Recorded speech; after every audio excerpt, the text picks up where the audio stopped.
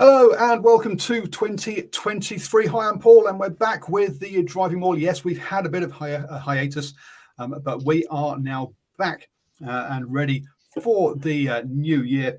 It's all been a bit busy in the run-up to Christmas, and then a bit of a kind of a de-stress after Christmas, and now we are back into it. And joining, I'm Paul. Like I said, I'm Paul. Anyway, I'll be your main host this evening. As you can tell, I'm out of practice. So, Steve, you're really going to have to help me tonight. How are you doing, sir? Yeah, very good. Thank you, Paul, and Happy New Year to yourself and all those tuning in to the DrivingMaul. And as always, it's a privilege and a pleasure to be here for your very first show of the 2023 season. Thank you. And I was wondering if I thought you were going to slip there and forget the pleasure bit. And I was going to say, wow, he's so out of practice. He even got his catchphrase wrong. Jeez, but no, ever the professional there with that one. Good evening, Christopher Edwards Bailey, who's joined us. Thank you. Yes, so I had a good Christmas. Had my parents over from France, so first time seeing them in a couple of years due to COVID with that one, and with that one, and also my daughters as well. Stephen, did you manage to get around all the family around you for Christmas? Yeah, a little bit. Popped down to the Hawke's Bay. Not your normal sunny Hawke's Bay. I must admit it was a little bit cool down there, but certainly enjoyed our time away. But back up in the 09 to see the new year in. But I've got to say, it's for anybody tuning into the show, and if you haven't been following our weather, it's been a very, very wet summer. Maybe not around the rest of the country, but definitely in the 09. It has been an absolute disaster over here in Waihi, into sort of the Coromandel Bay of Plenty, Hauraki Plains, Waihi, Waikato, whatever you call us. We're on the border of so many places, and especially with the all of the storm that's coming through now. Christopher Bay, wait, your parents are French? No, my parents are English. Just happen to live in France. There's this immigration thing. People move around the world a lot. So that's why I sound English, because I am from England or British, but I've lived overseas a lot as well with that one.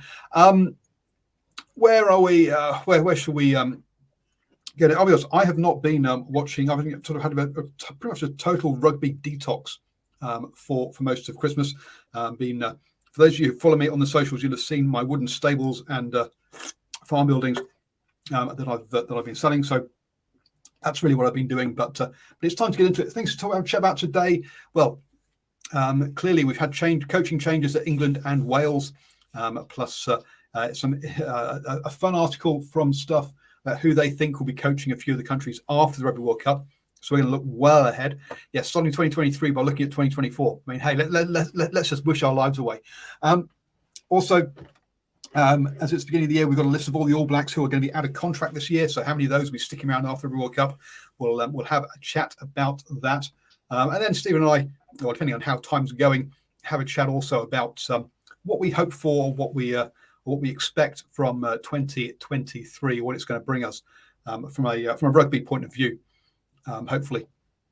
And hopefully we'll talk mainly about things on the pitch rather than we expect five Premiership teams to go bankrupt or anything silly like that, which because off the pitch stuff is kind of nuts as well. Have you been on a rugby detox, Stephen, or have you been keeping up with what's going on in Europe and another rugby? No, not really. I must admit, since the autumn series finished, just really been just following some of the stories and the speculation. Obviously, at the end of that autumn series, there was a lot of speculation in and around Eddie Jones. Would he be in a job? Would he be out of a job? Well, it's basically been seen that he's currently out of a job and a new coach has stepped in. So just watching those little stories, seeing who's available for the next Rugby World Cup, and of course keeping an eye on all those predictions for 2023. Of course, the Rugby World Cup, something we've got to look forward to later this year. And I've got to say, some teams looking very good. Some teams may come in undercover, and some teams need a lot of work leading into this year's RWC. So, well, you've touched it already. Yes, Eddie Jones has got sacked by England or left by mutual agreement or whatever happened. Anyway, he left. And let's be honest, one of Eddie Jones's things on his bucket list is to win the Rugby World Cup as a head coach, and he's not managed to. Obviously, he's been taken both Australia and England to the Rugby World Cup final, but lost on both occasions, and has also been to the Rugby World Cup final as a consultant with South Africa and won it with them. But let's be honest, on his bucket list is to win the Rugby World Cup as a head coach. So let's be honest, he definitely would have liked to have stuck around with England, and it wasn't his choosing to go. Looking at the people who were going to replace him, I think Steve Borthwick was the only choice that they could make, to be honest with you. If you're 1 year out from Rugby World Cup, you need someone who actually knows the setup, which he does, as he used to be assistant coach to Eddie Jones. Someone who knows the England players in the English League. Well, he does, because he's been head coaching at Leicester Tigers. Whereas if you look at the other names that were being mentioned around that, such as Razor or Ronan O'Gara, or those some of the other names that were there, those people haven't been part of the England rugby setup, international rugby, and also aren't actually part of the England League. So I think bringing someone like Razor in, his learning curve will be much, much steeper. Now his potential peak might be higher, but I think in the time frame for Rugby World Cups, Stephen, I don't think there was any other choice really than Stephen Borthwick. Oh, very much so. You know, and you've also got to be quite impressed the way that he's turned Leicester Tigers around, Paul. Turned them into a championship winning side after the previous year looking like they should have been relegated down into the championship division. He's pretty well respected. And you kind of look around at some of the other coaches. You know, you could have probably looked at the Exeter coach, or else the coach from Saracens. But I think Borthwick, you know, he's got a great international record with England as a player, and like I say, pretty well respected. And listen, I've been impressed by the way he's sort of come in, and whilst people are saying he's swung the X and he's moved a couple of people on, in the likes of the Matthew Proudfoot and the Australian Brett Hodgson, originally from rugby league out of the NRL, was Brett Hodgson, but he kept a couple of guys in terms of Martin Gleeson and also Richard Cockrell, who he probably would have played a little bit of rugby with as well. So he knows those guys reasonably well, but he's also brought in a little bit of new blood as well into this England team. Kevin Sinfield, former Great Britain Rugby League international. Richard Cockrell, who he's brought in, also Martin Gleeson. Sorry, beg your pardon. He hadn't got rid of those guys. He's actually brought those guys in. So he's swung the X, but not much. I don't think you could go too overboard in this situation a year out from RWC. And of course, the Six Nations. Yeah, I think the Six Nations is coming up pretty soon, at early Feb. I was looking at thinking, wow, look, international rugby is back before Super Rugby. And it's like, yes, it is. So yeah, that's early Feb. That's happening. He hasn't got much time before his first game. But if you look at that coaching setup there, when you look at you got Kevin Sinfield, Richard Cockrell, Martin Gleeson, and Nick Evans as well. I mean, Kevin Sinfield coming from a rugby league background. Now, Richard Cockrell, lots of coaching experience, obviously with Leicester Tigers for a while as well, and also up in Scotland for Edinburgh. But not lots of international experience in there as well. So it's going to be interesting to see there with Borthwick taking that one on his own. And he's going to be around also for 5 years. So look, I did think that whoever signed up for England had to sign up for 5 years and say, look, I'm going to do 2 Rugby World Cups. You can't just expect me to just turn things around in 1 year and then judge me. You've got to give me time. So I think that was also the right decision. Christopher Edwards-Bailey says there that he'd like to Wayne Smith with Borthwick taking over after the World Cup. Look, I think Wayne Smith has retired from coaching or full-time coaching. I'm sure he'll do a little bit here and there and consulting and that kind of stuff, and also giving back to the community. As I say, he did pop down to Whitey Rugby Club for a couple of sessions before he was with the Black Ferns. So look, but I think he's essentially retired from professional coaching now. So yeah, I couldn't see him wanting to uproot himself, especially with all the global uncertainty around travel and stuff. And head over to England for this. So I think that was all the right setup. So England had gone there for an English coaching setup after a foreign coach, given him 5 years.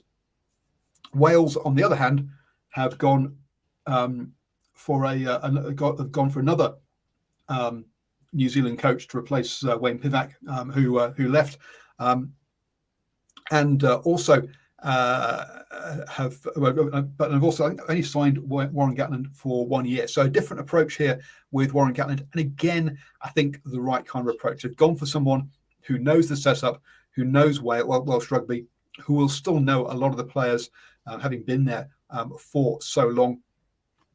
So again, I think Warren Gatland was really the only choice again that makes sense for Wales. And I think a 1 year contract is probably a good idea as well. I'm not sure. Do they want to try and wind the clock back and have Warren Gatland in for 5 years? I'm not sure that's a good move. I think they probably should be looking to replace him after 1 year. But I think he was doing director of rugby role at the Chiefs when he'd been hired as head coach, and obviously he stepped aside for Clayton McMillan there, and was assisting Clayton McMillan with that piece, but also was working on pathways. And look, pathways in Super Rugby are not the same as pathways or in a club like Leinster or rugby club in England, where they have their own academies. Basically, they have players from school. New Zealand setup is very different to that for Super Rugby. So I guess he wasn't. It always felt like a holding position for me for Warren Gatland until his next role came up, rather than that's where he would be for a long time on that one. So again, he's cleared out a couple of coaches with Stephen Jones and Gareth Jenkins, both making way there. But it does look like Jonathan Humphreys and Niall Jenkins are staying on. And Neil Jenkins was working with Warren Gatland, so I'm not surprised to see him still there. Interesting to hear that Rob Howley is expected to come back. Now, obviously, he had to leave the Welsh setup during the 2019 Rugby World Cup, or just before the 2019 Rugby World Cup, due to gambling issues. So interested to see his rehabilitation and coming back to the top table there. And then also possibly Paul Gustard, the former England defence coach, former Harlequins head coach, another in there as well, because Gatland's ex-defence coach is, and I've just gone blank to his name, is now the defence coach for France. With so he also isn't available. Sean Edwards, is that right? I think that's right, Sean Edwards. So look, I think it's a good setup there. I mean, quality international coaches bringing back in, or people who know the setup with Rob Howley. Paul Gustard, obviously, done some great work at international level. So I think also another good move by Wales, and boy oh boy, Gatland's got his work cut out for him over the next 11 months. Yep, I certainly agree. Right guy to go to, got experience. He knows you did right. He knows the Wales setup, and really and truthfully, they needed somebody with experience. Would have been tough for a completely new young coach to come in. He would have had to have formed his own team. At least Gatland can go back to guys that he actually knows. I think he'll still have a reasonable sense on what talent he has available in Wales. Of course, the likes of Wayne Pivac didn't quite get the results and that the Welsh people were wanting for their national team. So in that respect, probably the right way moving forward. I just sort of wanted to also touch on just on Nick Evans as well. It was remiss of me not to mention Nick Evans joining the English setup. I think that's a great pickup. We all know what a great attacking player he was when he played over here in New Zealand for both the Highlanders and the Blues, but also in Harlequins, where very, very well respected, being part of their setup as well. And I think he will bring something different to this England rugby team, because, mark my words, they can play a wider game when they want to. We saw we saw evidence of that in that exciting 25-all draw with the All Blacks at Twickenham, where they basically threw caution to the wind and scored some fantastic tries. And, they really did open the All Blacks up. So it shows you that they actually have got the talent out wide. So I think that'll be a great challenge for the likes of Nick Evans. And I'll be really interested to see how England go in the Six Nations, Paul. I think they probably go in there a little bit. There's a little bit under the radar. I think all eyes will be on Ireland and France, but I think England, I think they can only improve and take some confidence moving forward. Yeah, with Ireland and France being 1 and 2 in the world, clearly they go in as heavy favourites to the Six Nations. Yeah, interesting. Nick Evans obviously not obviously he's not been at this level, and it's relatively. It's only about 2 or 3, a couple of years out since he was playing, or it feels like that anyway. Maybe it's like 3 or 4 now. Maybe I'm just showing my age that time flies. But yes. Chris is saying, yeah, he's been watching Chelsea since 2016. The first time I see me take my hat off. Yeah, I know. I just took my hoodie off because I was too warm. Yep. I'm actually trying, Christopher. I'm trying to get him to wear a cheese cutter, but he just won't go for it. Looks too much like Peaky Blinders. maybe we'll have a change when this hat wears out. We'll see. So they had a bit of a fun one on stuff. Saying who will be coaching the All Blacks, Australia and Scotland in 2024. Now, I think it's pretty clear that both the All Blacks and the Wallabies will be having a change of coach after the next Rugby World Cup. I can't see Ian Foster or Dave Rennie getting extended, even if they do win the Rugby World Cup. Oh, I was about to say that could be the little asterisk beside that comment, Paul, if they win the World Cup. But I think for all intensive purposes, I think it might be a case of both coaches moving on. Yeah, and look, I think after the last Rugby World Cup, I think that we saw with people like Jamie Joseph, Dave Rennie. We also had. Warren. I mean, they all kind of a lot of these head coaches had got their next gigs lined up ahead of time. You can't wait until after every World Cup and go, okay, who's available now, please, to take over. It's something you need to sort out pre-Rugby World Cup. If you leave it till then everyone's got their jobs already lined up. So, to me, it would be. I think you've got to replace Ian Foster, even if you don't announce it. Prior to the Rugby World Cup, you can't be doing it waiting until after the World Cup and trying to sort it out kind of in December, January, because the people that you want will be, if they're not actually in your setup already, they will have got themselves other jobs. Now, looking at this, they went and said that the All Blacks want to have a coach who has got Super Rugby and Test experience, which is interesting. Right, yes, hit it on the head. Speculation that Jamie Joseph will be the next All Blacks head coach. Now, that one kind of surprised me when they went down that route. They said Robbie Dean's the other person who fits the bill, but Dean seems happy in Japan. And I must admit, last time when they were appointing the head coach for the All Blacks, I said, look, I wouldn't be going by head coach. I'd be going by assistant coach, and then saying, right, who does he want to have as the head coach, and having Brown in that role. But what are your thoughts, Stephen? I mean, do you think Jamie Joseph is the front runner, or do you think, or Razor, or somebody else? And it's good to see we're back to the classic. Stephen leading himself unmuted.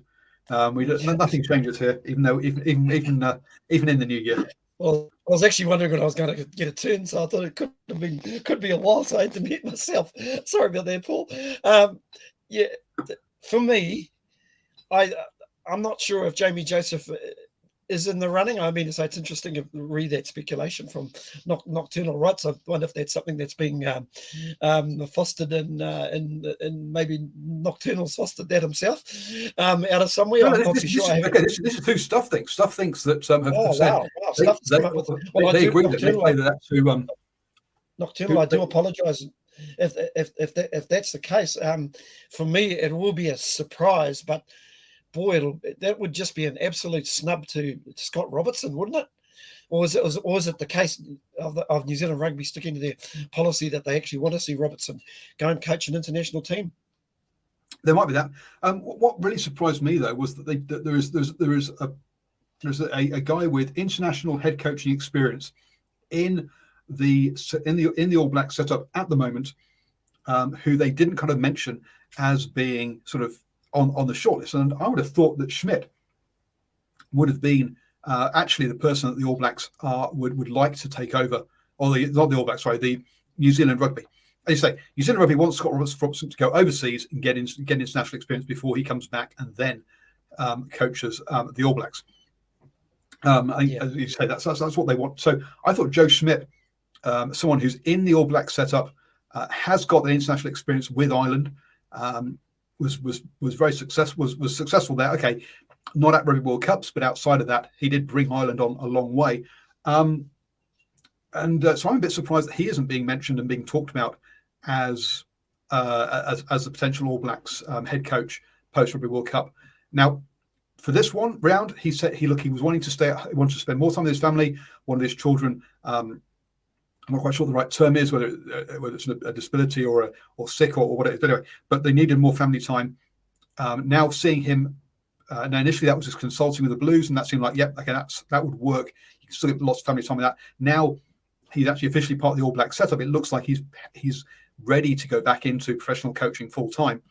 I would have thought that Joe Schmidt is up there as a good chance to be the next All Blacks coach. Yeah, true. Problem is we just don't know his circumstances at the moment. If he's put his family first, then all very well. But it's sort of like a little bit quiet on the Western Front. But boy, that's a pretty handy coach to have in your stables. So for me, I still view Scott Robertson as the favourite. But now that you mentioned the international experience side of things, yeah, sure, Jamie Joseph he's probably a contender. Does Dave Rennie come into that group as well? I'm probably not so sure. Dave may have burnt a few bridges with rugby New Zealand. He's got international experience, or dare I say it, the man who's gone up and coached Wales, Warren Gatland. He's always expressed his desire to coach the All Blacks. Hardly set the world on fire since he's come back to New Zealand with the Chiefs. So, boy, maybe we shouldn't be so surprised about Jamie Joseph. Done some pretty amazing things with Japan as a good sort of wingman in Tony Brown as well, who I would imagine if you took Jamie Joseph, you'd bring Tony Brown, quite an inventive coach, a little bit of got a bit of Wayne Smith about him, hasn't he? When it sort of comes to tactics and strategy. So yeah, actually, it's actually got me thinking, and maybe Jamie Joseph is the clear favourite based on the criteria. Well, you're going for. I'm putting Joe Schmidt as who I think it will be. You're going with Jamie Joseph. Now with Dave Rennie, look, I don't think he's struggled with what do you call it? The return of John Mitchell as well. Oh, now that was. I don't think we'll see him in the All Blacks coaching setup, to be honest. But I don't think he's been successful enough with the Wallabies. Now, look, he's been plagued with masses of injuries. I don't think it's all his fault. But yeah, I don't think he would do. Warren Gatland, as you say, came back, wasn't successful with the Chiefs. That was a problem. So I can't see him. I can't see him really being in the running either. So to me, it's between Jamie Joseph, Joe Schmidt, and Razor are the three that are in it. But I think, as you say, Razor would have signed up for an overseas job before then. So moving on then to Australia with Rennie. Not so much as Rennie will be lining up a Japan club role. Maybe we'll have to see where he goes. But yep. I was about to say, Paul, it's not exactly a flowing endorsement when your Australian rugby chairman Hamish McLennan basically comes out and says he's a big admirer of Eddie Jones. So it's hardly giving Rennie the stamp of approval if you know what I mean. And really, Rennie's only chance is probably maybe to take the Wallabies deep into the Rugby World Cup. I know he's well liked and well respected. You know, it almost might be the perfect time for Eddie to pick up that Wallaby team. To be honest, he could actually end up picking a very good Wallaby team, because you consider the amount of depth that Rennie has. If there's one thing that Rennie has done, he's actually created a lot of depth. And even if you think back to that end of season tour, you know, bar a couple of minutes in the last few minutes of the game against Ireland, Italy, where they had the opportunity to win the game with a last minute is it penalty goal or conversion? Might have been a conversion. And also the game against France, they could have won all those games. And a good point from Nocturnal Right Scott Wisemental was is highly regarded as a attacking coach. So boy, that was to me, that when I actually saw that, I thought to myself, something's not quite right there, Paul, because he's a very, very good coach. And even Wisemental must realise what sort of talent that they've got coming through in Australian rugby. So a little bit of a surprise he's moved aside, especially a year out from a World Cup. Yeah, maybe he seems right on the wall that there isn't some kind of long-term security where he is now, and has decided that a good offer has come up that he can't refuse under that situation, and has gone for it. Yeah, look, everyone is talking about Eddie Jones basically being the Wallabies coach post Rugby World Cup. It seems to be a done deal already. So that's who I think it's going to be. I'm not sure who else is in the running. I mean, obviously Razor would be one option, but is the Wallabies coaching role a stepping stone to the All Blacks coaching role? It hasn't been for the for Kiwi coaches who've gone there so far. So it'll be interesting to see who actually see where he goes and what is seen as being a stepping stone. So I don't think that Razor would take it, and then I'm not sure who else there really is available for the Wallabies to take. So I think it's really Eddie Jones's job there. I can't see who else is kind of wanting it enough to take on what is, let's be honest, a bit of a problem role in that we've seen Australian rugby has basically been on a downward slide of results over the last 4 or 5 coaches, basically since Robbie Deans. Simon Jones said Eddie Jones for the USA. Look, it could happen, but to me, as I said at the top of the show, Eddie Jones wants to win a Rugby World Cup, and he ain't doing that with the USA. He could do it with the Wallabies. He ain't doing it with the USA, and he's got one more shot, basically, which is that to my mind, he's 62 now. That makes him 66 come the next Rugby World Cup.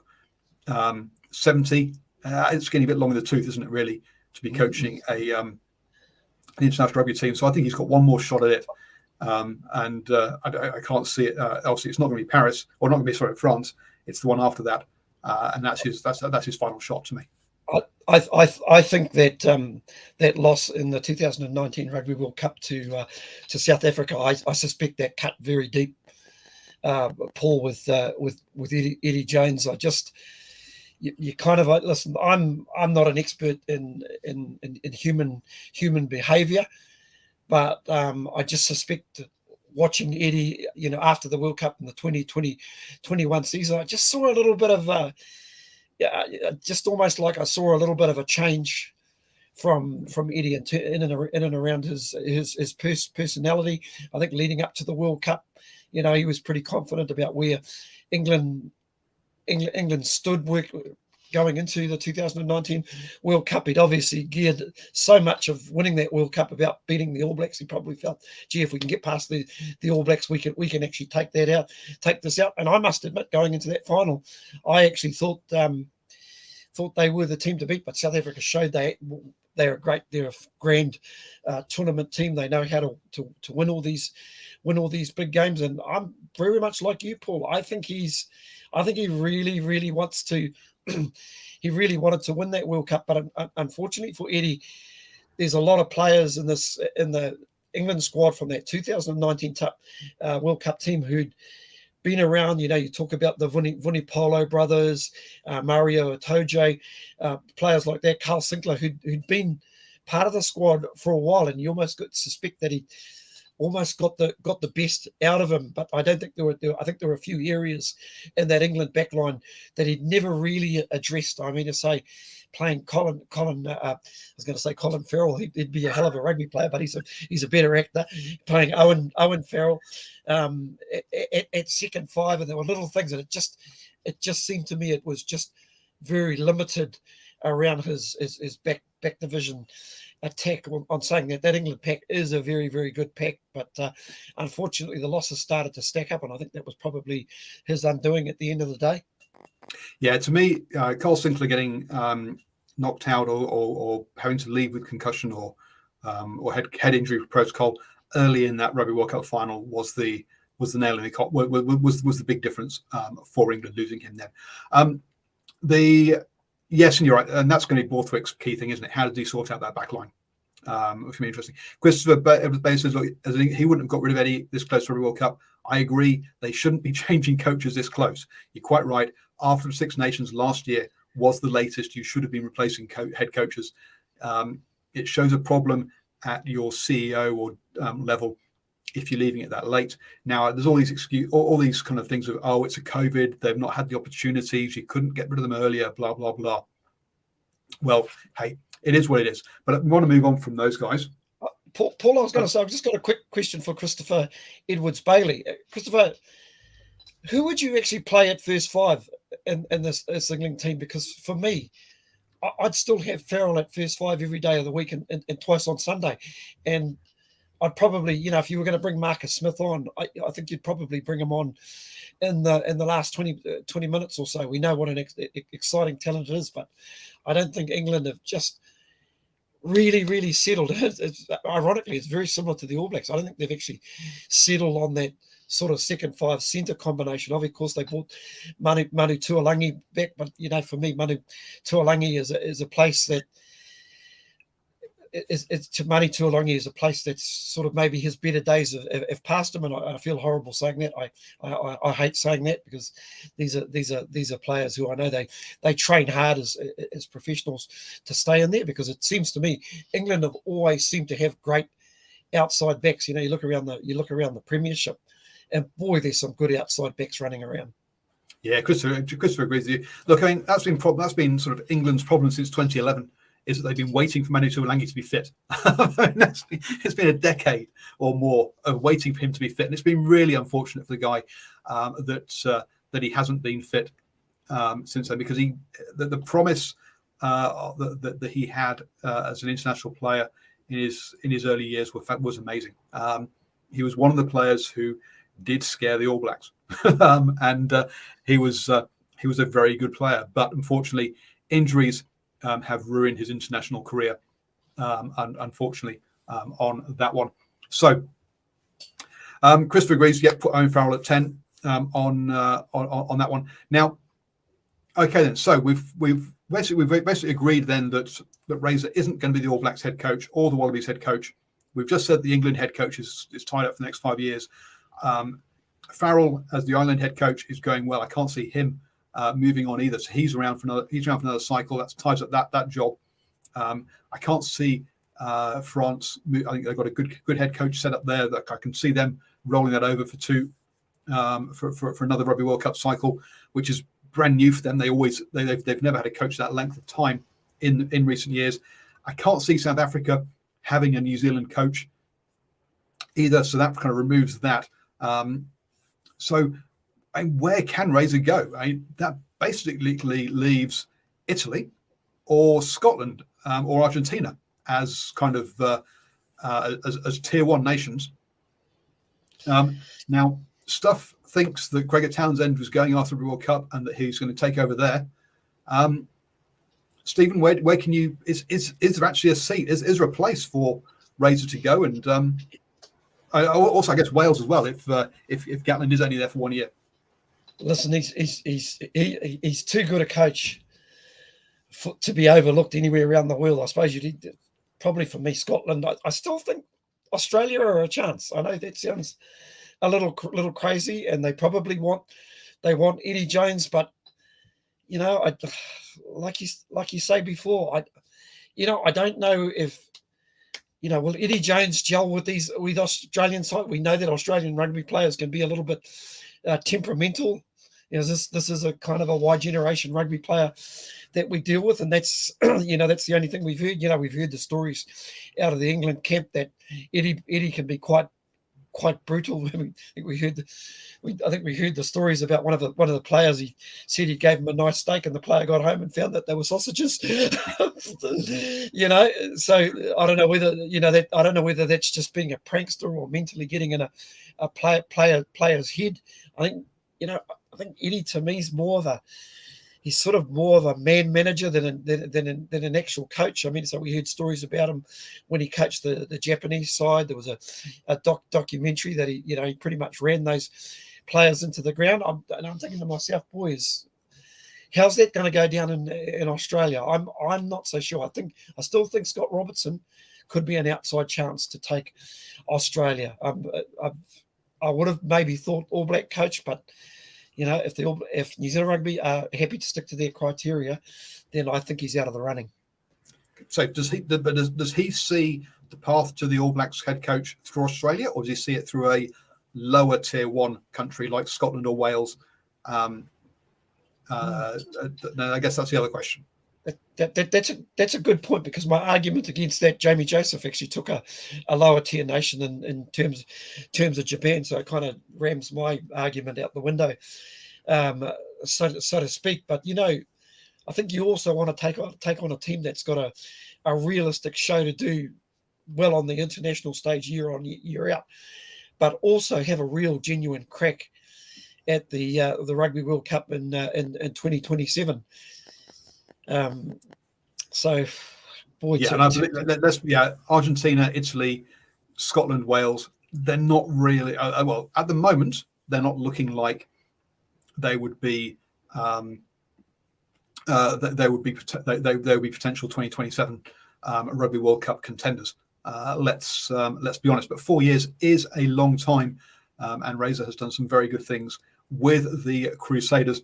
Stuff thinks he's going to end up in Scotland, which will be an interesting one, to my mind, because as you say, I can't see them as being Rugby World Cup contenders, and he said that he wants to win the Rugby World Cup twice with two different countries, which I don't know if that was just kind of throwing toys out the pram a little bit, and to sort of wind up New Zealand rugby.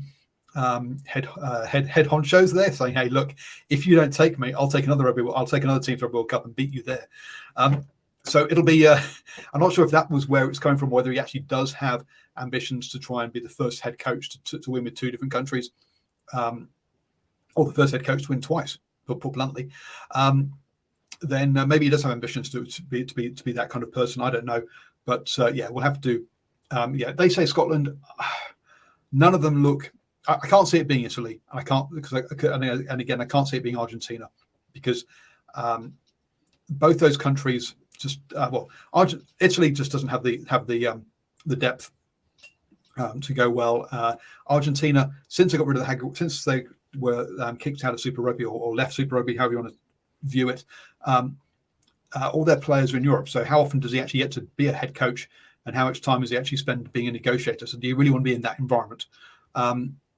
As a head coach? So I think, Scotland or Wales is where he will end up. Interesting that stuff. I think it'll be Scotland. I mean that's how Dave Rennie went through Edinburgh, went through Glasgow, went through Scotland to get the Wallabies coaching role. So who knows? Maybe that is the way. Finally, let's have a look at. So we talked about coaches. Time to talk about players. There is a lot of All Blacks who are coming out of contract this year.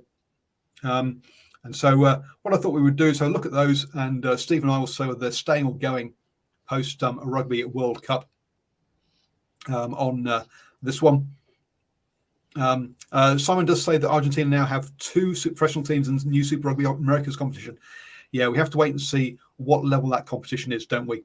To be honest, and whether those players are in the international team, or whether it's kind of a development place where players play, then head to Europe as they become part of the international team.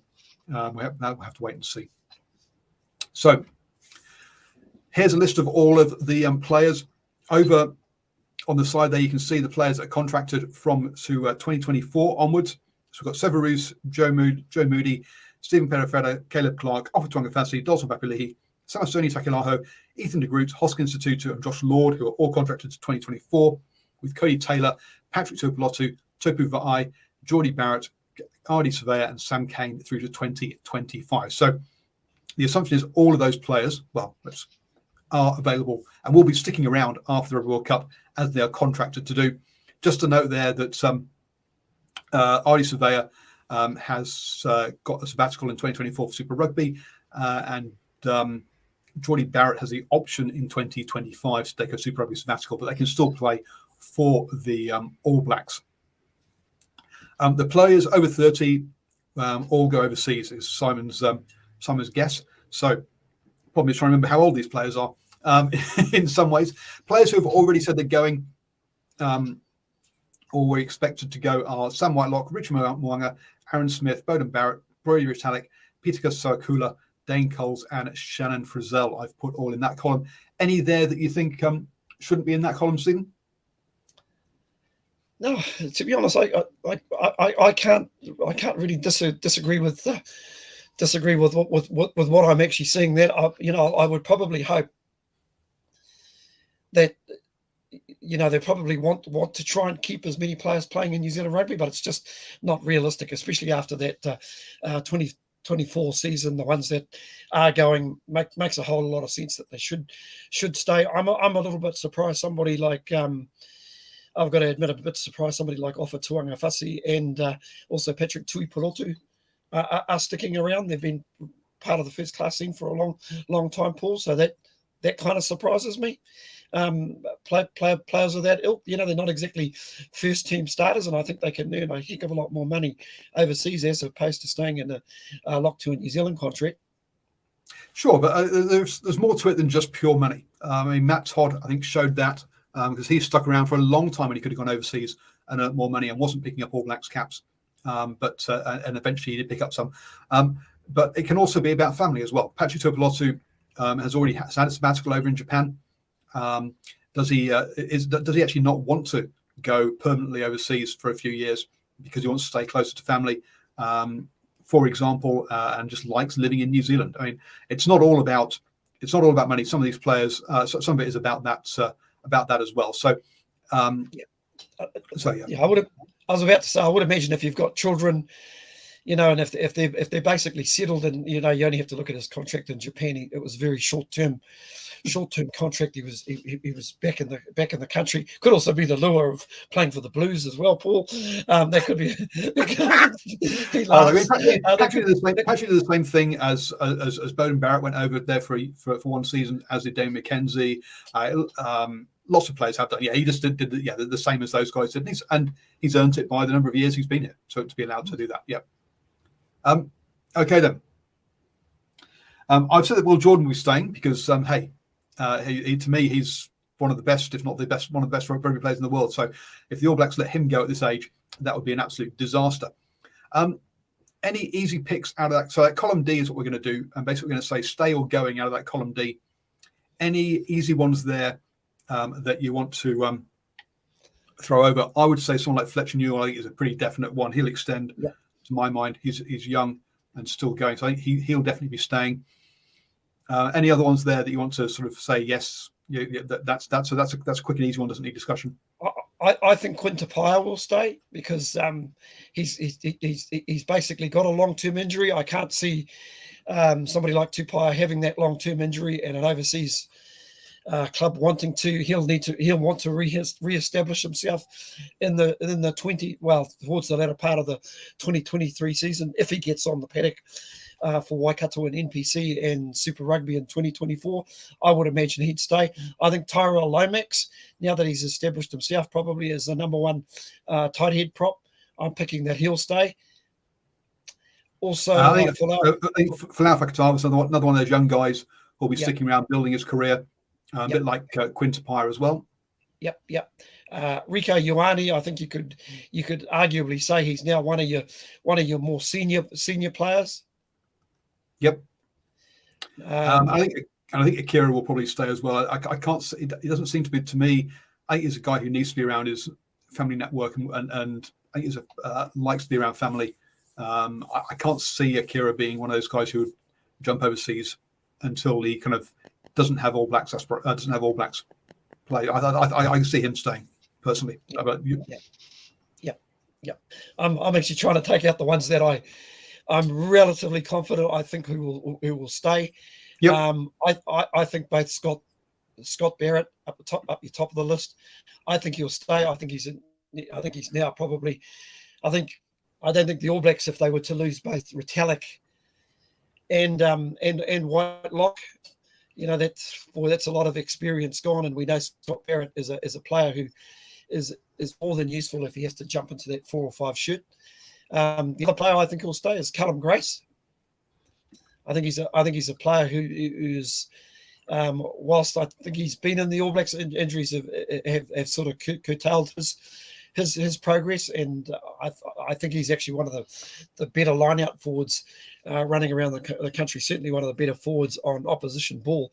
We look through the rest of that list. I think he's before you go any further on that. So my only thought about Callum Grace is that he hasn't had the All Blacks opportunities that I think a lot of people would expect him to have had. So is he one of these players who goes, I'm not going to make it as an All Black, therefore I head overseas and get and earn some money? That's my only thought around Callum Grace. I think he's definitely a quality operator, but has been stuck behind players and has just struggled to break into that All Blacks environment. So that's So I'm going to italicize Callum Grace. I think there's a chance that he might, because of being snubbed by the All Blacks. Carry on. Yep, that could be. You could be very much right there. Just heading it back across the list, I'll go to Jack Goodhue at the top. I just suspect with Jack. I think Jack could be looking overseas. Unfortunately for New Zealand rugby, I think that injury sort of curtailed Jack a little bit. Just on Anton Leonard Brown, 27 years old. So both him and Jack Goodhue are at a very, very similar age. Both, a lot of similarities. Both coming back from injury. So it's boy. You'd like to think that both of those guys would stick around, but there's also the case that I think they could be both going. Yeah, they're both going. I know. You see, I think Jack is more likely to go than Anton. I think he's had a series of injuries in there.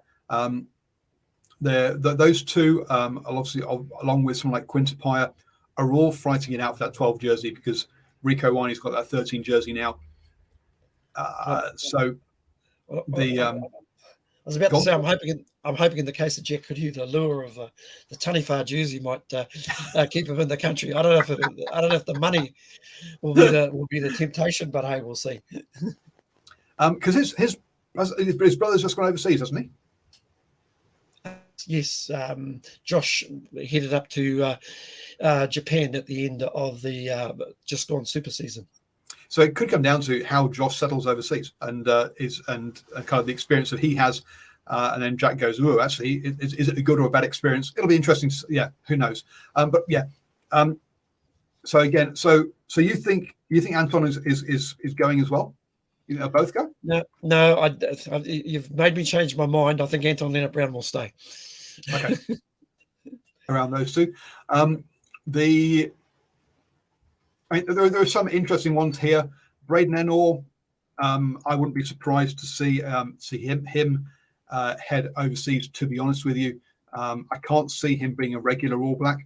But then again, I think this one comes down to whether he wants to live overseas or whether he wants to live in New Zealand. To my mind, with Braden Ennor, so I think I wouldn't be surprised. Wouldn't be surprised to see him head, but I wouldn't be. But I'm again.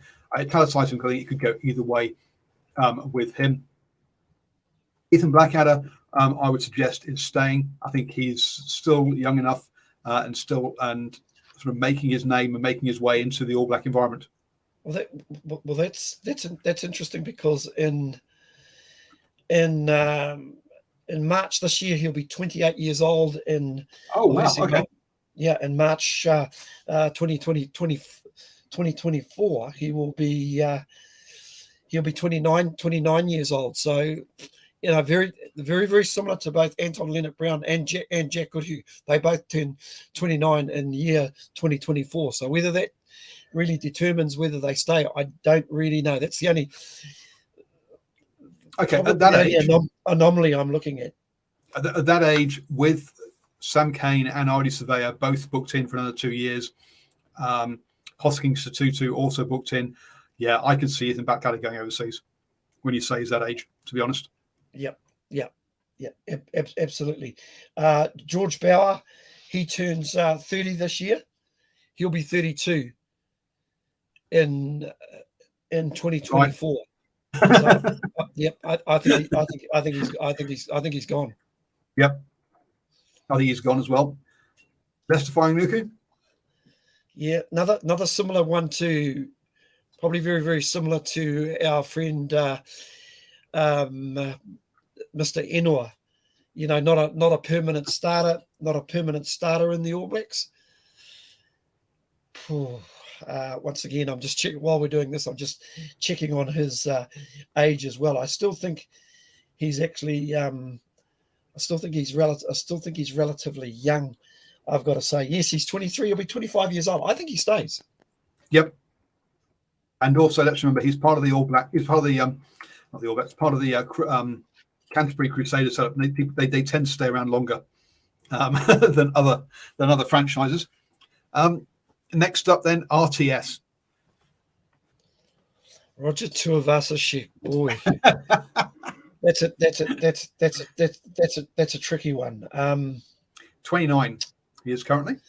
He's currently 29. Oh, that's the one age that I used. One age I had time to look at. I think he'll go offshore. I don't think he'll go back to the NRL. I think he'll pick up. I think he'll see out his time with a Japanese contract overseas. That's my prediction. I think he'll go back to NRL.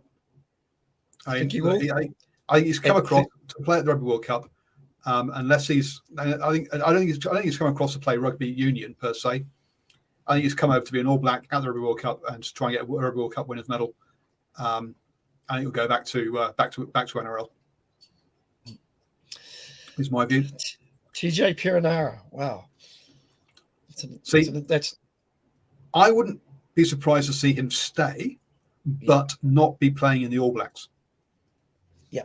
I don't know if he actually wants to go overseas. Yeah, if you kind of read between the lines, he's a very community, family orientated type of guy. And I just get the impression he's one of these blokes, a little bit like Corey Jane, probably wants to put something back into the community. And if he could probably, do that and still play rugby, I think you'll find that he'll stick around. And I agree with you. I'll stay. I'll be interested to keep this list, Paul, and we can check it out in about a year's time just to see how. I'll show you why we are. I'll show you why we are keeping this. So I'm going to put him in the staying list. I'm putting him down the bottom there because I don't actually think he's staying to be an All Black, because I don't think he'll make that. There is the option. There is the outside chance that he will head over to NRL, but last time he didn't go because of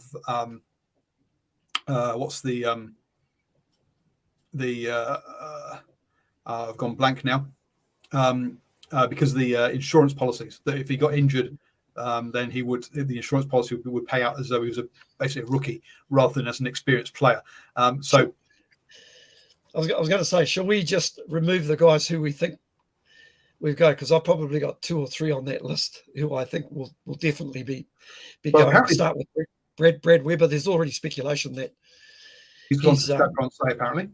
Yep, he's gone to Stade Francais, so I think we can basically put him as going. I think we can also put Nepo Lala in that same group as well. Very, very, very experienced players. Sort of moved around a couple of couple of franchises, but the underlying thing, he will be 33 years old in 2000 in 2004 or 2024. Beg your pardon. So yeah, I'd say he'd be on the move. Yep. I can't see David Havili sticking around, but I could be wrong. I think he's gone. But he could do a Matt Todd and stick around and then practically retire again because of just staying in New Zealand, a bit like a TJ. But I think he'll go overseas. So right then, so Aidan Ross. Yeah, it's an interesting one. This is a guy who's forced his way into the All Blacks. You know, a compliment of a couple of decent seasons in terms of age. He's 27, and interestingly enough, he was actually born in Sydney, Australia. I didn't know that, Paul. He'll be 28 in October this year, which means he'll be 30. I would say there's another good chance he'll probably head offshore, to be honest. No, I'm going to say he's going to.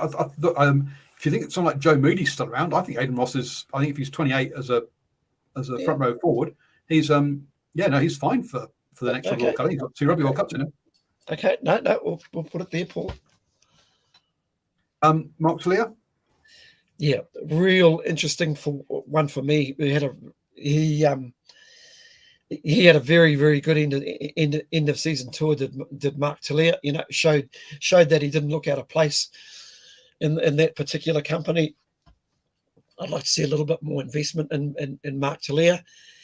I would hope that he hangs around. So I'm putting him in the staying category. And finally, Finlay Christie. Now, if you think that Aaron Smith is going, Brad Webber's going, TJ we're saying is out of the picture, I think Finlay Christie is looking at this going, I've got a whole. I'm looking at 10 caps a year. I'm picking up 40 caps in the next World Cup cycle. I'm sticking around. Yep, 27, and he'll be 29 and 24. If he can play consistently, he'll go to the 2027 World Cup at 32 years old. You know, so hey, yep. So I think he's sticking around and he's looking at himself going, hey, I could be a 50 cap or 70 cap All Black, which considering where he was a year and a half ago, blows my mind that we're thinking that we're looking at this going, geez, there's him and Falafa Katava.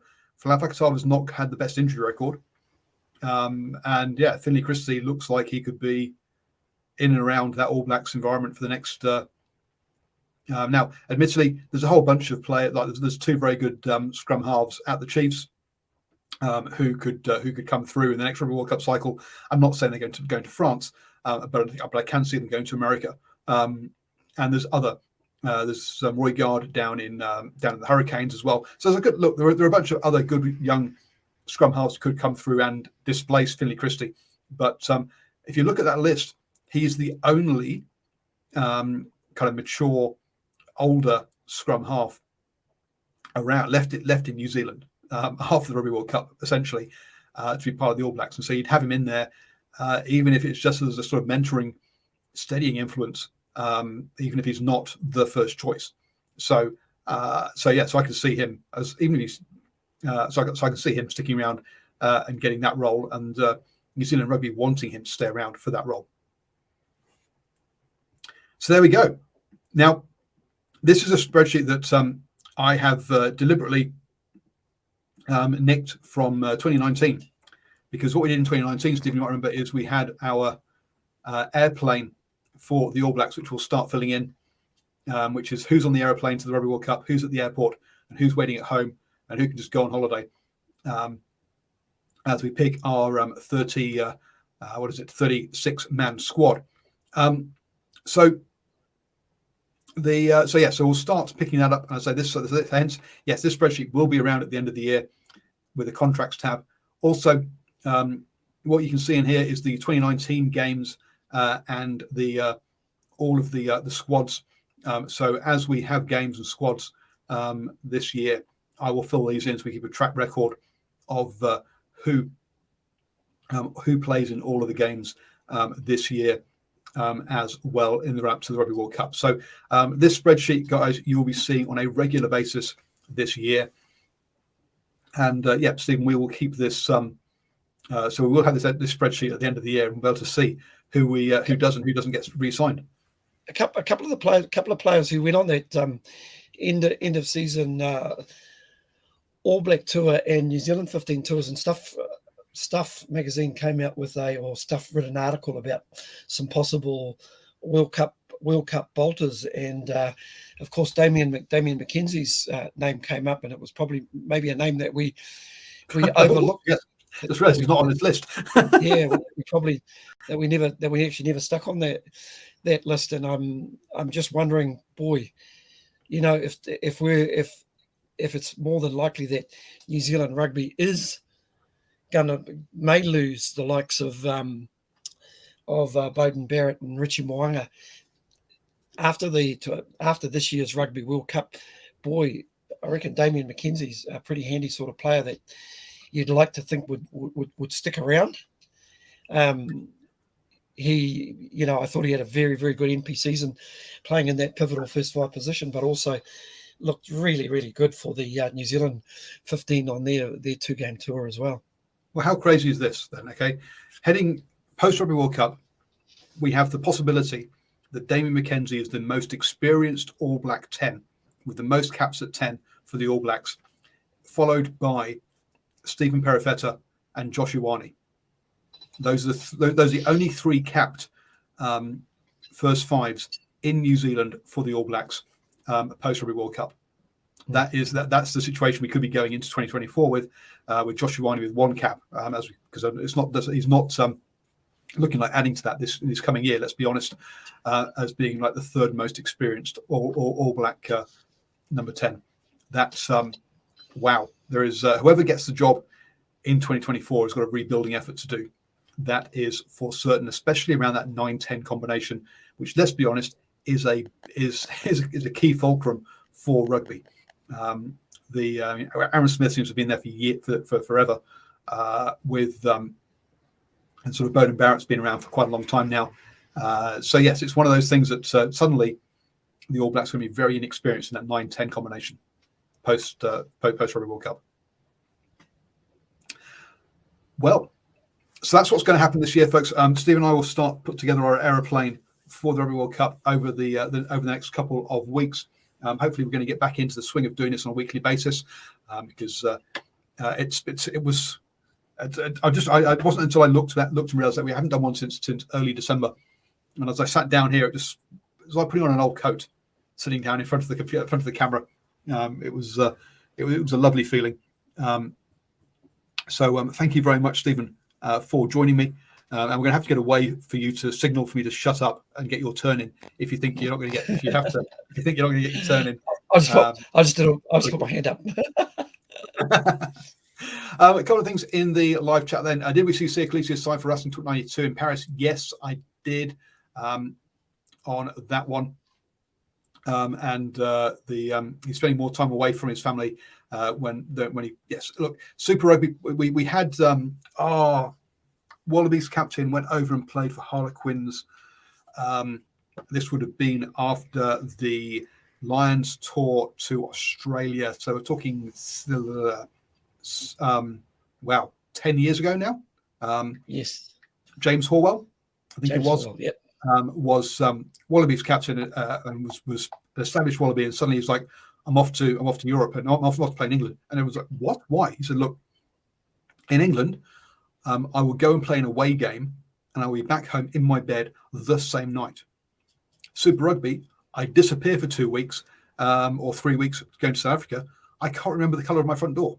I mean, it's like, here's a guy. And so, yeah, Sia Khaleesi saying, look, now that we're playing in the URC, United Rugby Championship, we go on tour to Europe for 3 to 4 weeks. I don't see my family for those on those trips. Yeah, I can see why it's not. And sounds like it's not about whinging about travel schedules, Simon. It's about realizing it's a fact of life that you just don't want to travel that much. So I can see why he does. There was a discussion on Twitter around can the Springboks have a captain who is not playing rugby in South Africa but is playing in Europe? What do you think, Stephen?